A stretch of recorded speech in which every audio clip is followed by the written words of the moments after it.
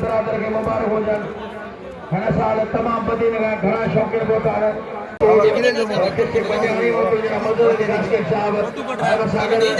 दोस्तों जेके मौजूद दीवान कोडुमल साहब ये सभई इन इबाद तकरीब में शरीक है। पहले जोड़ में पहला शोबान शर के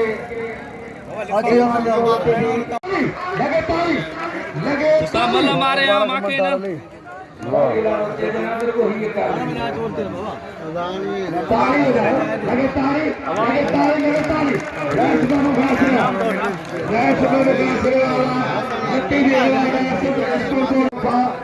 केश नाम है वो मेरे सिम मुगासरे वाला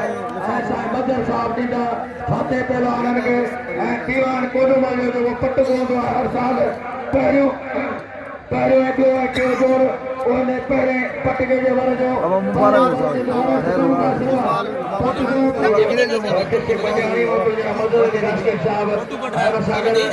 दोस्तों जेके मौजूद दीवान कोडुमल साहब ये सभई इन इबाद तकरीब में शरीक है। पहले जोड़ में पहला शोबान शर के